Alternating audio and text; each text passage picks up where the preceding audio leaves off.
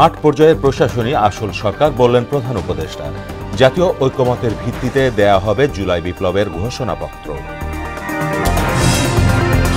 সচিবালয়ে অগ্নিকাণ্ডের প্রাথমিক তদন্ত রিপোর্ট জমা দেয়া হবে আজ। ভবনটি ব্যবহারযোগ্য করার বিষয় নির্ভর করছে প্রতিবেদনের পর। মিয়ানমার সীমান্তে যে কোনো পরিস্থিতি মোকাবেলায় সরকার প্রস্তুত, দেশটির দুই পক্ষের সঙ্গে যোগাযোগ চলছে জানালেন স্বরাষ্ট্র উপদেষ্টা। এবং বিএনপি একা নয়, সবাই এক হয়ে স্বৈরাচারকে বিদায় করেছে বললেন তারেক রহমান। দ্রুত নির্বাচনের দাবি বিএনপি নেতাদের।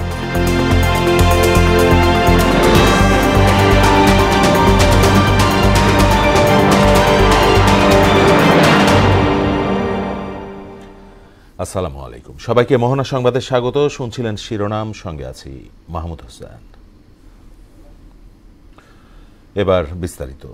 জুলাই অভ্যুত্থানের চেতনা ধারণ করে কাজ করতে মাঠ প্রশাসনকে নির্দেশ দিয়েছেন প্রধান উপদেষ্টা ডক্টর মোহাম্মদ ইউনূস। তিনি বলেন, মাঠ পর্যায়ের প্রশাসনই আসল সরকার। ভিডিও কনফারেন্সে জেলা প্রশাসক এবং পুলিশ ও বিভাগীয় কমিশনারদের সঙ্গে মত বিনিময়ে সরকার প্রধান বলেন, পুলিশের মধ্যে যারা অপরাধী তাদের অবশ্যই শাস্তি হবে। দ্রব্যমূল্য নিয়ন্ত্রণে সরকারের প্রচেষ্টার কথাও উল্লেখ করেন তিনি। আরও জানাচ্ছেন নাসির উদ্দিন। বড় পরিসরে প্রথমবারের মতো মাঠ প্রশাসনের শীর্ষ কর্মকর্তাদের সঙ্গে মতবিনিময় করেন অন্তর্বর্তী সরকারের প্রধান উপদেষ্টা ডক্টর মোহাম্মদ ইউনূস। সভায় ভিডিও কনফারেন্সে যুক্ত হন বিভাগীয় কমিশনার এবং জেলা প্রশাসকরা। বক্তব্যে ডক্টর ইউনূস বলেন, জুলাই বিপ্লবের সুনির্দিষ্ট লক্ষ্য উদ্দেশ্য আছে। বিষয়টি মাথায় রেখে মাঠ প্রশাসনকে কাজ করতে হবে। অন্তর্বর্তী সরকার চায় সবার অধিকার নিশ্চিত করতে। উদ্ভুত্থানের জন্ম হলো, সেটাকে ধারণ করে সেটার স্পিরিটকে প্রসারিত করে আমরা যে কাজকর্মগুলো করব, সেগুলো যাতে মানুষ মনে করে যে হ্যাঁ, একটা বড় পরিবর্তন হয়েছে। দ্রব্যমূল্যকে বড় ইস্যু উল্লেখ করে প্রধান উপদেষ্টা বলেন, এর নিয়ন্ত্রণ জরুরি। কোনো ধরনের মনোপলির আভাস পেলেই মাঠের সরকারের দায়িত্ব কেন্দ্রকে জানিয়ে দেয়া। দ্রব্যমূল্য একটা বড় ইস্যু। এখান থেকে চেষ্টা হচ্ছে কিভাবে এটাকে আয়ত্তে আনা যায়। এখন আয়ত্তে আনার সুযোগ আরো বেশি সৃষ্টি হয়েছে, আগের চেয়ে অনেক বেশি সুযোগ সৃষ্টি হয়েছে। সেই সুযোগটাকে ব্যবহার করে যাতে এটা আমরা প্রতিযোগিতার মধ্যে থাকি। ডক্টর ইউনূস বলেন, আইন শৃঙ্খলা বাহিনীর মনোবল ফেরাতে হবে। আন্দোলনে যারা অপরাধ করেনি তারা নির্ভয়ে কাজ করতে পারেন। যে যারা দোষী তাদের অবশ্যই শাস্তি হবে, কিন্তু তারা নির্দোষ, তারা যেন নিশ্চিতভাবে তাদের ভূমিকা পালন করতে পারে এবং মানুষ এটা বুঝতে পারে যে দোষী এবং নির্দোষ এই দুই ক্যাটাগরির মধ্যে যেন ডিস্টিংশনটা করতে পারে।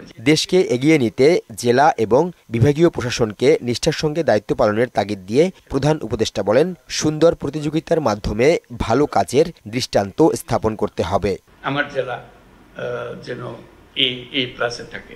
নাসির উদ্দিন, মোহনা সংবাদ, ঢাকা। অন্তর্বর্তীকালীন সরকারের পক্ষ থেকে জাতীয় ঐক্যমতের ভিত্তিতে জুলাই গণ অভ্যুত্থানের একটি ঘোষণাপত্র তৈরির উদ্যোগ নেওয়া হয়েছে। কিছুদিনের মধ্যে এই ঘোষণাপত্র প্রকাশ করা হবে। সোমবার রাতে প্রধান উপদেষ্টার কার্যালয় যমুনার সামনে এক জরুরি সংবাদ ব্রিফিংয়ে এ তথ্য জানান প্রধান উপদেষ্টার প্রেস সচিব শফিকুল আলম। অন্তর্বর্তীকালীন সরকারের পক্ষ থেকে জাতীয় ঐক্যমতের ভিত্তিতে জুলাই গণ অভ্যুত্থানের একটি ঘোষণাপত্র তৈরির উদ্যোগ গ্রহণ করা হয়েছে। জুলাই গণ অভ্যুত্থানের মধ্য দিয়ে গড়ে ওঠা জনগণের ঐক্য, ফ্যাসিবাদ বিরোধী চেতনা ও রাষ্ট্র সংস্কারের আকাঙ্ক্ষাকে সুসংহত রাখার জন্য এই ঘোষণাপত্রটি গৃহীত হবে।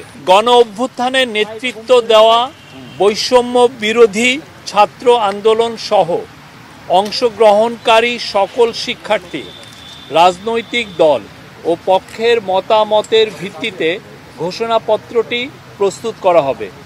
এতে জুলাই গণ অভ্যুত্থানের পরিপ্রেক্ষিত, ঐক্যের ভিত্তি ও জনগণের অভিপ্রায় ব্যক্ত হবে। আমরা আশা করছি সকলের অংশগ্রহণের মাধ্যমে কিছুদিনের মধ্যে সর্বসম্মতিক্রমে এই ঘোষণাপত্র প্রস্তুত করা হবে এবং জাতির সামনে। পিলখানা হত্যাকাণ্ডের সুষ্ঠু পুনর্তদন্তের দাবি জানিয়েছেন শহীদ সেনা পরিবারের সদস্যরা। রাষ্ট্রীয় অতিথি ভবন যমুনায় প্রধান উপদেষ্টার সঙ্গে সাক্ষাৎকালে এ দাবি জানান তারা। একই সঙ্গে 25 ফেব্রুয়ারিকে শহীদ সেনা দিবস হিসেবে ঘোষণা করার দাবিও জানান শহীদ পরিবারের সদস্যরা।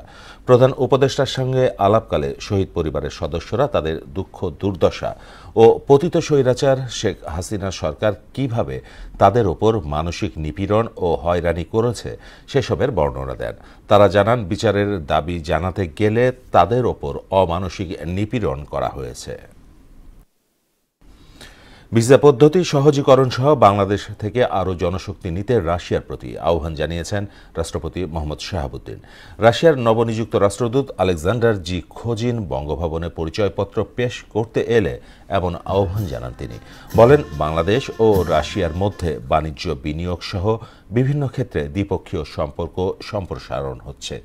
রোহিঙ্গা প্রত্যাবাসনে মিয়ানমারের ওপর রুশ সরকার চাপ প্রয়োগ অব্যাহত রাখবে বলে আশা জানান রাষ্ট্রপতি মোহাম্মদ শাহাবুদ্দিন। সরকার বা আদালত যদি আওয়ামী লীগকে নিষিদ্ধ না করে তাহলে দলটি নির্বাচনে অংশ নিতে বাধা নেই বলে জানিয়েছেন সিইসি নাসির উদ্দিন। সোমবার চট্টগ্রাম সার্কিট হাউসে ভোটার তালিকা হালনাগাদ ও ত্রয়োদশ জাতীয় সংসদ নির্বাচন উপলক্ষে নির্বাচন কর্মকর্তাদের সঙ্গে বৈঠকের আগে সাংবাদিকদের তিনি একথা বলেন। নির্বাচন কমিশন এখন সম্পূর্ণ স্বাধীন দাবি করে ডান বামের কিংবা বহির্বিশ্বের কোনো চাপ নেই বলেও জানান সিইসি। বলেন, আগামী 6 মাসের মধ্যে ভোটার তালিকা হালনাগাদ করা হবে। কোর্টে মামলা করেছে এই দলকে যাতে ইলেকশনে না আসতে পারে সেটা আদেশ চেয়ে মামলা করেছে শুনেছি। আর যদি কোর্ট যদি রায় দেয়, আমরা কোর্টের রায় দ্বারা যেভাবে দেয় সেইভাবেই ব্যবস্থা নেব। আর না হলে এটা রাজনৈতিক সিদ্ধান্তের ব্যাপার। আমাদের এখানে হচ্ছে যে দল করার অধিকার তো সবারই আছে, শাসনতান্ত্রিক অধিকার।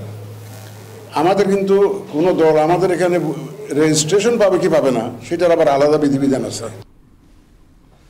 সচিবালয়ে অগ্নিকাণ্ডের প্রাথমিক তদন্ত রিপোর্ট প্রধান উপদেষ্টার কাছে আগামীকাল জমা দেয়া হবে। সোমবার সচিবালয়ে এ তথ্য জানান তদন্ত কমিটির প্রধান ডক্টর নাসিমুল গনি। অন্যদিকে গৃহায়ন ও গণপূর্ত অধিদপ্তরের পক্ষ থেকে বলা হয়েছে, ক্ষতিগ্রস্ত ভবনটি ব্যবহারযোগ্য করার বিষয়টি নির্ভর করছে উচ্চ পর্যায়ের তদন্ত কমিটির প্রতিবেদনের হাতে পাওয়ার পর। শামীমুজ্জামান চৌধুরীর প্রতিবেদন। সচিবালয়ে 7 নম্বর ভবনে অগ্নিকাণ্ডের প্রাথমিক তদন্ত প্রতিবেদন এখনও তৈরি করতে পারেনি উচ্চ পর্যায়ের তদন্ত কমিটি। প্রধান উপদেষ্টা প্রফেসর মোহাম্মদ ইউনূসের নির্দেশে গঠিত উচ্চ পর্যায়ের তদন্ত কমিটি 3 কার্যদিবসের মধ্যে প্রাথমিক প্রতিবেদন জমা দেওয়ার কথা থাকলেও তা সম্ভব হয়নি। 5টা টিমের থেকে বিভিন্ন রকম আলামত সংগ্রহ করে এগুলো আমরা ডিসকাশন করে কোরিলেট করে এগুলোর একটা কনক্লুশনে আসার চেষ্টা করছি। মঙ্গলবার আরও পরীক্ষা নিরীক্ষা শেষে আবারও বৈঠকে বসবে কমিটি। এরপরেই প্রাথমিক তদন্ত রিপোর্ট প্রধান উপদেষ্টার কাছে জমা দেওয়া হবে। প্রাথমিকভাবে 30 তারিখ পর্যন্ত টাইম দেওয়া হয়েছিল আজকে, তা আমরা একটু আগে অনুমতি নিয়েছি আমি প্রধান উপদেষ্টার কার্যালয় থেকে, যে যাতে আমরা টাইমটা একটু বাড়িয়ে দেওয়া হয়। আমাদের হয়তো বিকেল 5টা পর্যন্ত আমি টাইম নিয়েছি, তারপরে দেখা যাক এর আগে যদি পারি তো করব। এদিকে সচিবালয়ে গৃহায়ন ও গণপূর্ত অধিদপ্তরের উপসহকারী প্রকৌশলী সাংবাদিকদের জানান, আগুনে ক্ষতিগ্রস্ত ভবনের 4টি ফ্লোরে প্রায় 40 থেকে 45টি কক্ষ ক্ষতিগ্রস্ত হয়েছে, যা উচ্চ পর্যায়ের কমিটি পরিদর্শন করেছেন। কয়েকটা টিম তদন্ত করেছে। ক্ষতিগ্রস্ত ভবনটি মেরামতযোগ্য নাকি ভেঙে ফেলতে হবে তা জানা যাবে উচ্চ পর্যায়ের কমিটির তদন্ত প্রতিবেদন হাতে পাওয়ার পরে। এটা আসলে সংস্থার পুরোপুরি যখন রিপোর্ট দিবে অ্যাসেসমেন্ট করে যে কি কি ক্ষতিগ্রস্ত এবং কি ধরনের ক্ষতিগ্রস্ত হয়েছে সেইগুলা দেখার পরে রিপোর্ট দিলে হয়তো আমরা ধারণা করতে পারবো যে এতদিনের ভিতরে এটা সম্ভব ঠিক করা। দেখে যেটা মনে হয় এটা রিপেয়ার করা সম্ভব। এদিকে সোমবার প্রথম প্রহরে সাংবাদিকদের সচিবালয়ের ভিতরে প্রবেশের আশ্বাস দিলেও অপেক্ষা করতে হয় দুপুর পর্যন্ত। শামীমুজ্জামান চৌধুরী, মোহনা সংবাদ, ঢাকা। মিয়ানমার সীমান্তে যে কোনো পরিস্থিতি মোকাবেলায় সরকার প্রস্তুত বলে জানালেন স্বরাষ্ট্র উপদেষ্টা জাহাঙ্গীর আলম চৌধুরী। সোমবার দুপুরে টেকনাফের বিভিন্ন সীমান্ত এলাকা পরিদর্শনের পর দমদমিয়া জেটিঘাট এলাকায় সাংবাদিকদের তিনি বলেন, মিয়ানমারের অভ্যন্তরে উদ্ভূত পরিস্থিতিতে সীমান্তে বিজিবি টহল বাড়ানোর পাশাপাশি গোয়েন্দা সংস্থার কার্যক্রম জোরদার করা হয়েছে। সীমান্ত পরিস্থিতি নিয়ে সরকারি বাহিনী ও আরাকান আর্মি দুই পক্ষের সঙ্গে যোগাযোগ করা হচ্ছে বলেও জানান স্বরাষ্ট্র উপদেষ্টা। 2024 সাল পর্যন্ত নিরাপত্তা বাহিনীর অগোচর প্রায় 50 থেকে 60,000 রোহিঙ্গা বাংলাদেশে প্রবেশ করে, যাদের রেজিস্ট্রেশন এখন পর্যন্ত হয় নাই। আমাদের স্বার্থ সংশ্লিষ্ট বিষয় নিয়ে আমরা প্রথম থেকেই মিয়ানমার সরকার এবং আরাকান আর্মির সাথে যোগাযোগ রক্ষা করে চলছি। সীমান্তের উদ্ভব যে কোনো পরিস্থিতি মোকাবেলার জন্য আমরা কিন্তু সবসময় প্রস্তুত আছি।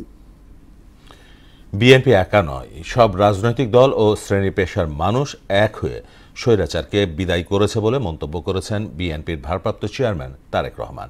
তিনি আরও বলেন, স্বৈরাচারের প্রেতাত্মারা এখনও দেশের আনাচে কানাচে লুকিয়ে আছে। তারা বিভিন্ন ষড়যন্ত্রের চেষ্টা করছে।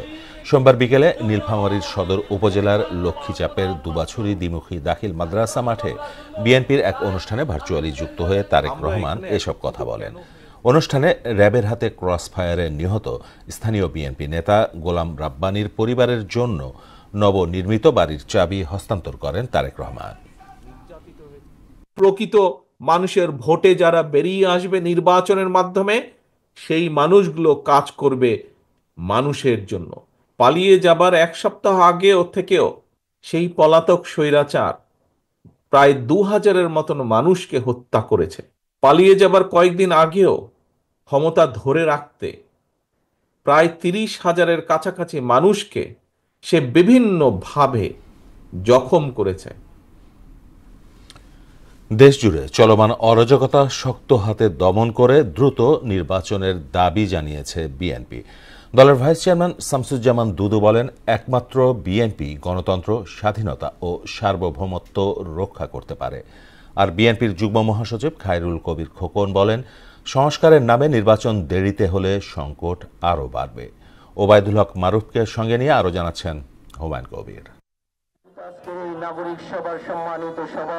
জাতীয় প্রেস ক্লাবের সামনে দেশ বাঁচাও মানুষ বাঁচাও আন্দোলনের উদ্যোগে এক নাগরিক সমাবেশে অংশ নেন বিএনপির ভাইস চেয়ারম্যান শামসুজ্জামান দুদু সহ দলটির অন্য নেতারা। এই সময় শামসুজ্জামান দুদু দেশে ষড়যন্ত্র চলছে উল্লেখ করে সবাইকে সতর্ক থাকার আহ্বান জানান। বাজারে গেলে মনে হয় সরকার বলে দেশে কিছু নাই, আইন শৃঙ্খলা পরিস্থিতি থেকে তাকালে মনে হয় দেশে কোনো সরকারই নাই। দেশে এমন একটা অরাজক পরিস্থিতির দিকে যাচ্ছে, সেই জায়গায় সরকারকে সতর্ক হতে হবে, শক্তভাবে এই পরিস্থিতির মোকাবেলা করতে হবে। এই সময় দ্রুত সময়ের মধ্যে নির্বাচন দিতে অন্তর্বর্তী সরকারের প্রতি দাবিও জানান তিনি। নির্বাচনের মধ্যে দিয়ে সুষ্ঠু পরিবেশ ফিরিয়ে আনা, এটাই এখন সবথেকে বড় কাজ। এদিকে রাজধানীর ইঞ্জিনিয়ারিং ইনস্টিটিউট মিলনায়তনে মহান বিজয় দিবসের আলোচনা সভায় অংশ নেন বিএনপি স্থায়ী কমিটির সদস্য নজরুল ইসলাম খান এবং যুগ্ম মহাসচিব খায়রুল কবির খোকন। দেরি না করে একটি সুষ্ঠু নির্বাচনের আয়োজনে অন্তর্বর্তী সরকারকে প্রয়োজনীয় পদক্ষেপ গ্রহণের তাগিদ দেন খোকন। এই সরকার দেশ চালাতে আজকে হিমশিম কাছে লেজে গোবর অবস্থা তৈরি করে ফেলেছে। আপনারা যদি এখন তালবাহানা করে সময় প্রলম্বিত করেন, তাহলে দেশের সংকট বাড়বে, কমবে না। আর বিজয়ের আকাঙ্ক্ষা যেন ব্যর্থ না হয় সেদিকে খেয়াল রাখতে নেতাকর্মীদের প্রতি আহ্বান জানান নজরুল ইসলাম খান। আমাদেরকে আরো সচেতনভাবে চেষ্টা করতে হবে যাতে করে এই যে সাম্প্রতিক বিজয়, এই বিজয়ের আকাঙ্ক্ষাও যেন ব্যর্থ না হয়ে যায়। হুমায়ুন কবির, মোহনা সংবাদ, ঢাকা। দেশের মানুষই ঠিক করবে কে ক্ষমতায় আসবে, কে আসবে না, এমন মন্তব্য করেছেন জামায়াতে ইসলামের আমির ডাক্তার শফিকুর রহমান। সোমবার বিকেলে জামায়াতে ইসলামী ঠাকুরগাঁও জেলা শাখার আয়োজনে কর্মী সম্মেলনে তিনি একথা বলেন।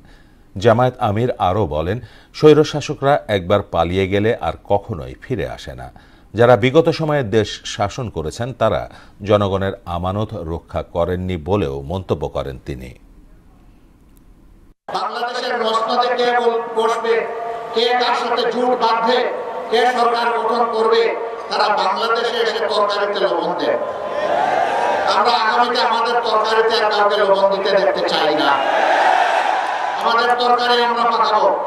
বাংলাদেশের মানুষ ঠিক করবে এখানে কে ক্ষমতায় আসবে আর কে ক্ষমতায় আসবে না।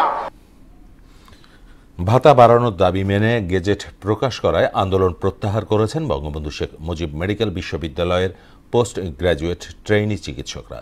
সোমবার বঙ্গবন্ধু মেডিকেলে এক সংবাদ সম্মেলনে ডাক্তার জাবির হোসেন জানান, মাসিক ভাতা বাড়িয়ে 30,000 টাকা এবং জুলাই থেকে 35,000 টাকা করে সরকারি গেজেট প্রকাশ হওয়ায় আন্দোলন প্রত্যাহার হয়েছে।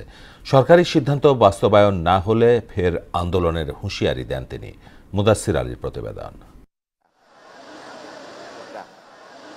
ভাতা বাড়ানোর দাবিতে দীর্ঘদিন ধরেই আন্দোলন করছিলেন পোস্ট গ্র্যাজুয়েট ট্রেনি চিকিৎসকরা। সরকারি আশ্বাসে বেশ কয়েক মাস নীরব থাকলেও দাবি আদায়ে রোববার আবারও রাজধানীর শাহবাগ অবরোধ করে বিক্ষোভ করেন তারা। সেদিন বিকেলে সংগঠনের 4 সদস্যের প্রতিনিধি দলের সঙ্গে বৈঠকে বসেন স্বাস্থ্য মন্ত্রণালয় বিষয়ক প্রধান উপদেষ্টার বিশেষ সহকারী অধ্যাপক ডক্টর সাইদুর রহমান। তখন আগামী জুলাই মাস থেকে 35,000 টাকা করে ভাতা দেওয়ার সিদ্ধান্ত হয়, যদিও তা প্রত্যাখ্যান করে জানুয়ারি থেকে 35,000 করার দাবিতে সন্ধ্যার পর আবারও শাহবাগে জড়ো হন পোস্ট গ্র্যাজুয়েট ট্রেনি চিকিৎসকরা। এ নিয়ে সোমবার প্রধান উপদেষ্টার বাসভবনে যাবার কথা থাকলেও সিদ্ধান্ত বাতিল করে বঙ্গবন্ধু মেডিকেলে সংবাদ সম্মেলন করে doctors movement for justice society. বর্তমান পরিস্থিতি বিবেচনায় সরকারের সিদ্ধান্ত মেনে নেওয়ার কথা জানান সংগঠনের সভাপতি ডাক্তার জাবির হোসেন। আমরা সার্বিক দিক বিবেচনা করে এই 35,000 টাকা এবং জুলাই থেকে 35,000 টাকা এবং জানুয়ারি থেকে 30,000 টাকা এইটা মানছি এবং আমরা কাজে ফিরব আগামীকাল থেকে। আন্দোলন প্রত্যাহার করে কাজে ফিরলেও সিদ্ধান্ত বাস্তবায়নে কোনো গড়িমসি হলে ফের রাজপথে নামার হুঁশিয়ারি দেন ডাক্তার জাবির। কোনো কারণে যদি এই 35,000 টাকা যেটা জুলাই থেকে বাস্তবায়ন হচ্ছে সেটা যদি বাস্তবায়ন করা না হয় এবং আমাদের দ্রব্যমূল্য ঊর্ধ্বগতির কথা চিন্তা করে পরবর্তীতে ইনক্রিমেন্টের যে বিষয়টা তুলে ধরা হয়েছে আমাদের কাছে, এই বিষয় নিয়ে যদি সুন্দরভাবে সমাধানের দিকে আগানো না হয়, আমাদের সাথে আলাপ আলোচনা বসানো হয়, তাহলে আমরা পোস্ট গ্রাজুয়েট ট্রেনি চিকিৎসকরা আবারও রাস্তায় নামতে বাধ্য হব। এদিকে পোস্ট গ্রাজুয়েট ট্রেনি চিকিৎসকদের ভাতা বাড়িয়ে প্রজ্ঞাপন জারি করেছে সরকার। অর্থ মন্ত্রণালয়ের অর্থ বিভাগের উপসচিব সৈয়দ আলী বিন হাসান স্বাক্ষরিত প্রজ্ঞাপনে বলা হয়, Bangladesh college of physicians and সার্জনসের FCPS প্রথম পর্ব পাশ করা অবৈতনিক প্রশিক্ষণার্থীদের মাসিক পারিতোষিক ভাতার হার বিদ্যমান 25,000 টাকা থেকে বাড়িয়ে 30,000 টাকা নির্ধারণ করা হলো, যা 23 ডিসেম্বর 2024 থেকে কার্যকর হবে। প্রজ্ঞাপনে আরও বলা হয়, জুলাই থেকে 35,000 করা হবে ভাতা। মুদাসসির আলী, মোহনা সংবাদ, ঢাকা। এবার ফিরে দেখা 2024।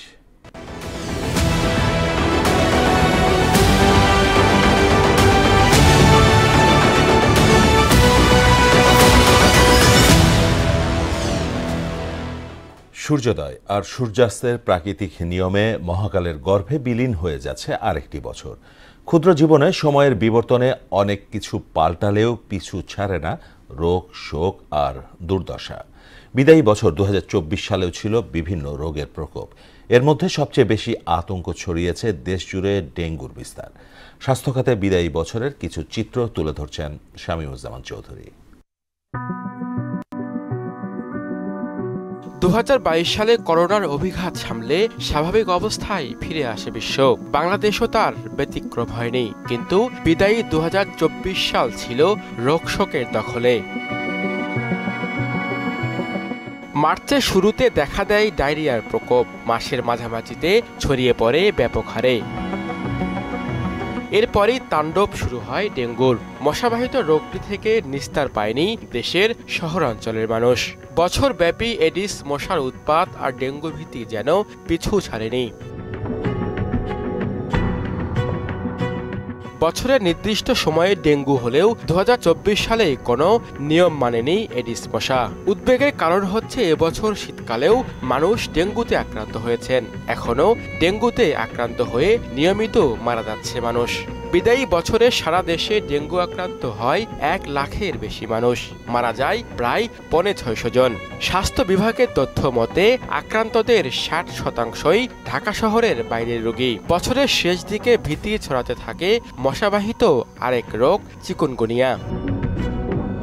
আগস্টে কুমিল্লা, ফেনী, নোয়াখালী, সিলেট ও উত্তরাঞ্চলে নজিরবিহীন বন্যায় মানবিক বিপর্যয় নেমে আসে। সরকারি বেসরকারি সংস্থার পাশাপাশি বৈষম্য বিরোধী ছাত্র আন্দোলনের প্রচেষ্টায় ত্রাণ কার্যক্রম প্রশংসার দাবি রাখলেও স্বাস্থ্য খাতে দেখা দেয় নতুন চ্যালেঞ্জ। বন্যার সময় অন্তঃসত্ত্বা নারী, শিশু ও বৃদ্ধদের নিরাপদে সরিয়ে নেওয়া ছিল বড় ধরনের চ্যালেঞ্জ। বন্যার পানিতে ডুবে বিদ্যুৎ স্পৃষ্ট হয়ে এবং সাপের কামড়ে মৃত্যু হয় অনেকের। বন্যার পানি নামার পর দূষিত পানির প্রভাবে ডায়রিয়ার প্রকোপ ছিল এলাকাগুলোতে। বিদায়ী বছরে দেশের স্বাস্থ্য খাত সংস্কারের জন্য 11 সদস্যের পূর্ণাঙ্গ কমিশন গঠন করে অন্তর্বর্তী সরকার। রোগীবান্ধব হাসপাতাল গড়ে তোলা, চিকিৎসার জন্য বিদেশমুখিতা কমানো এবং বেসরকারি হাসপাতালে পরীক্ষার খরচ যৌক্তিক পর্যায়ে নামিয়ে আনাই কমিশনের প্রধান লক্ষ্য। 5 আগস্ট ছাত্র জনতার অভ্যুত্থানে অন্যরকম মুক্তির স্বাদ পাওয়া বাঙালির প্রত্যাশা, অতীতের দুঃখ, কষ্ট, হতাশা, অপ্রাপ্তির যন্ত্রণা ভুলে নব উদ্যমে এগিয়ে যাবে দেশ। শামীমুজ্জামান চৌধুরী, মোহনা সংবাদ, ঢাকা। বিদায়ী বছরে বাংলাদেশ ক্রীড়াঙ্গনের সবচেয়ে বড় সাফল্য পাপনমুক্ত ক্রিকেট পাড়া। টানা এক যুগ পৈতৃক সম্পত্তির মতো দখল করে রেখেছিলেন বিসিবি। শেখ হাসিনা সরকারের পতনের পর পদ থেকে সরে দাঁড়াতে বাধ্য হয়েছেন পাপন। বিদায়ী বছরে বিসিবির সভাপতি হয়েছেন সাবেক ক্রিকেটার ফারুক আহমেদ। রাজু আলাউদ্দিন জানাচ্ছেন বিস্তারিত। এখন ধরে নেন যে আমি প্রত্যেক আমার রেডি, এটা এখনই চলে যাবে। 2012 সালের অক্টোবরে আহম মুস্তফা কামাল বিদায় নিলে সরকার বিসিবির দায়িত্ব তুলে দেন নাজমুল হাসান পাপনের ঘাড়ে। পরের বছর নির্বাচিত সভাপতি হিসেবে তিনি দায়িত্ব নেন এবং অনেকটা গায়ের জোরেই 3 বছর মেয়াদে শপথে বহাল থাকেন। টানা 12 বছর সভাপতি থাকায় ক্রিকেট বোর্ডের প্রায় সবখানি নিজের পছন্দের লোক বসান পাপন। নাইমুর রহমান দুর্জয়, ইসমাইল হায়দার মল্লিকরা ক্রিকেট বোর্ডের প্রভাবশালী হয়ে ওঠেন পাপনের আমলে। অবশ্য এই প্রভাবের পেছনে আওয়ামী লীগের রাজনীতি ব্যাপক ভূমিকা ছিল। বিদায়ী বছরের 5 আগস্ট হাসিনা সরকারের পতনের পর পাপন আত্মগোপনে চলে গেলে ক্রিকেট বোর্ডের স্বাভাবিক নিয়মেই নেমে আসে স্থবিরতা। প্রফেসর ইউনূসের নেতৃত্বে অন্তর্বর্তী সরকার দেশের দায়িত্ব নিলে বিসিবির সভাপতি পদেও পরিবর্তন আসে। এই পরিবর্তন আনতে ক্রীড়া মন্ত্রণালয়ে বসে বিসিবি পরিচালনা পর্ষদের সভা। এতে ভার্চুয়ালি যোগ দিয়ে পদত্যাগের কথা জানান পাপন। যদিও তিনি এখন কোথায় আছেন কারোই জানা নেই। পাপনের একযোগে আন্তর্জাতিক অঙ্গনে বাংলাদেশ ক্রিকেটের অর্জন যাই হোক না কেন অর্থকারিতে বেশ ধনী হয়েছে বিসিবি। এফডিআর থেকে বিসিবির আয় প্রায় 800 কোটি টাকা। বর্তমান তহবিল ছাড়িয়েছে 1000 কোটিতে। অবশ্য বিসিবির টাকার পাহাড় গড়তে পাপনের পরিচালনা পর্ষদের তেমন কোনো ম্যাজিক দেখাতে হয়নি। তারা শুধু কয়ের তেলে কই বেজেছে। বিসিবির আয়ের বড় উৎস আইসিসি, এসিসির লভ্যাংশ ভাগাভাগি। কোনো বিনিয়োগ ছাড়াই বিপুল অঙ্কের টাকায় কোষাগার ফুলে পেঁপে ওঠার পরেও আন্তর্জাতিক ক্রিকেটে বাংলাদেশ দলের বড় কোনো সাফল্য নেই। রাজস্ব ঠিক রাখতে অনেক সময় সাবেক প্রধানমন্ত্রী শেখ হাসিনাকে খুশি করতে পাপনরা এমন জায়গায় অর্থ ঢেলেছেন যেটির সঙ্গে ক্রিকেটের কোনো সংযোগ নেই। 2020 সালে মুজিব বর্ষ উদযাপনে বিশাল আয়োজনের পরিকল্পনা ছিল বিসিবির। করোনার কারণে সেই পরিকল্পনা থেকে সরে আসতে হলেও ক্রিকেট সেলিব্রেশন মুজিব 100 নামে বিসিবি খরচ করেছে 20 কোটি টাকা। আর 2019 সালে বঙ্গবন্ধু বিপিএল নামে খরচ 80 কোটি টাকা। বোর্ড সভাপতি পাপন মিরপুর শেরেবাংলা ক্রিকেট স্টেডিয়ামের একক রাজত্ব করে গেছেন। একসময় তার সঙ্গে বিরোধের জড়িয়ে প্রধান নির্বাচকের পদে ইস্তফা দিয়েছিলেন ফারুক আহমেদ। নির্মম হলেও সত্য, সেই তিনি এখন বোর্ডের সভাপতি, আর পাপন ফেরারি আসামি। পাপনের বিদায়ের পর নতুন অধ্যায়ে প্রবেশ করেছে বাংলাদেশ ক্রিকেট। সভাপতি হওয়ার আগ থেকেই চন্দ্রিকা হাথুরু সিংহকে ছাঁটাই করবে বলে জানিয়েছিলেন ফারুক আহমেদ। পাকিস্তান সফরে টাইগারদের দারুণ সাফল্যে টিকে গেলেও ভারত সফরে ভরাডুবির পর শেষ রক্ষা হয়নি। শেষ পর্যন্ত বরখাস্ত করা হয় লঙ্কান কোচকে। এরপর বাংলাদেশ দলের হেড কোচের দায়িত্ব পান ওয়েস্ট ইন্ডিজের ফিল সিমন্স। এখন দেখার পালা নতুন কোচের অধীনে কতটা কি করতে পারে টাইগাররা। রাজু আলাউদ্দিন, স্পোর্টস ডেস্ক, মোহনা সংবাদ।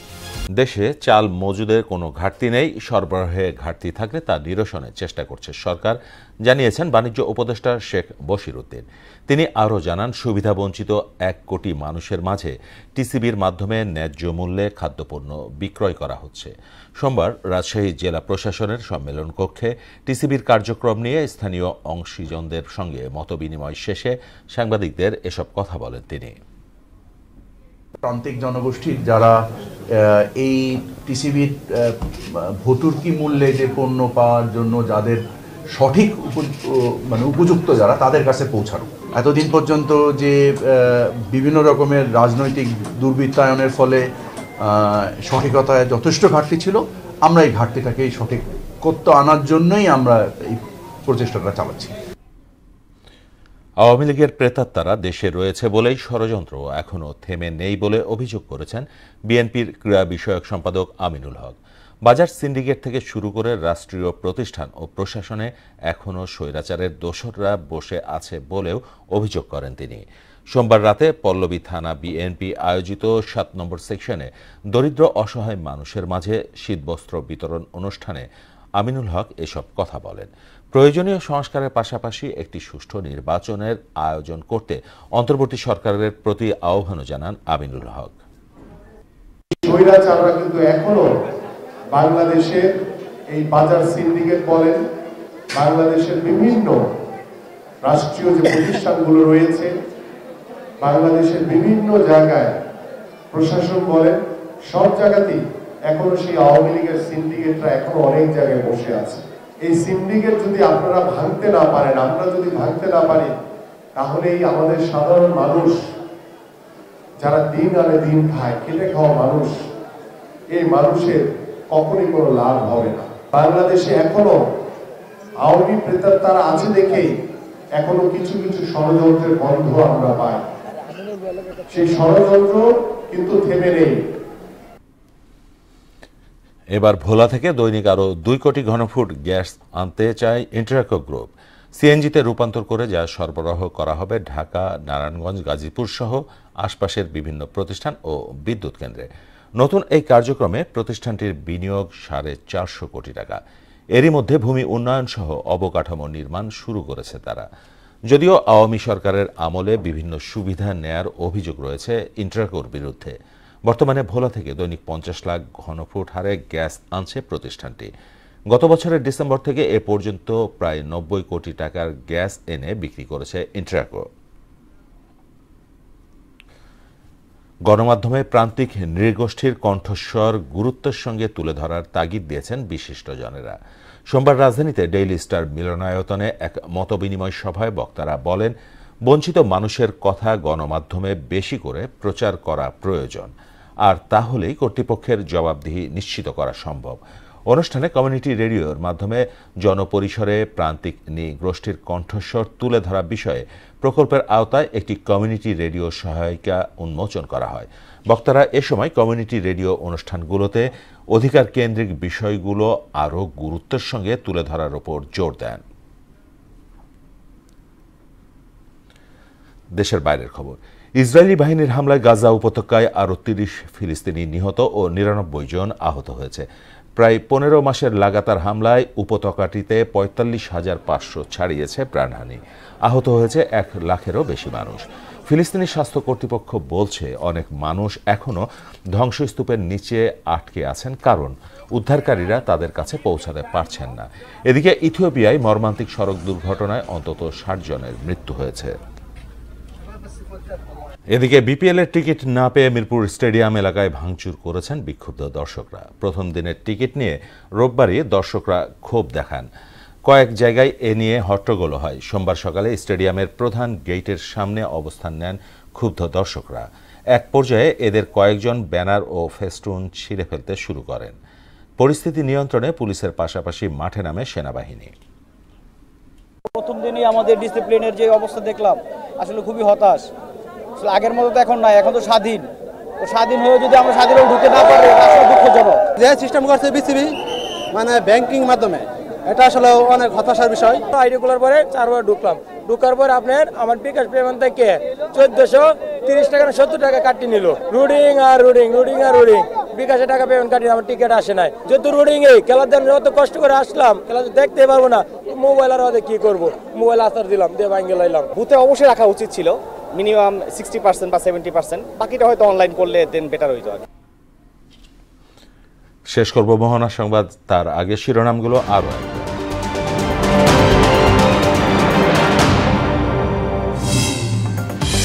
মাঠ পর্যায়ের প্রশাসনই আসল সরকার বললেন প্রধান উপদেষ্টা। জাতীয় ঐকমত্যের ভিত্তিতে দেয়া হবে জুলাই বিপ্লবের ঘোষণাপত্র।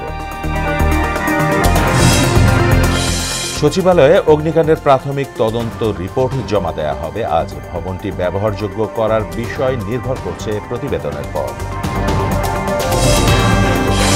মিয়ানমার সীমান্তে যে কোনো পরিস্থিতি মোকাবেলায় সরকার প্রস্তুত।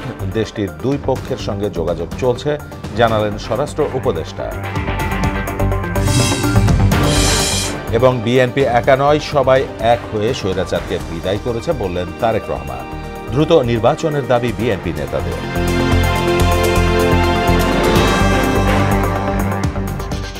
এই ছিল মোহনা সংবাদে। মোহনার সবশেষ খবর জানতে ভিজিট করুন www.mohana.tv। সংবাদ দেখতে পারেন ফেসবুক ও ইউটিউবেও। এতক্ষণ সঙ্গে থাকার জন্য সবাইকে ধন্যবাদ।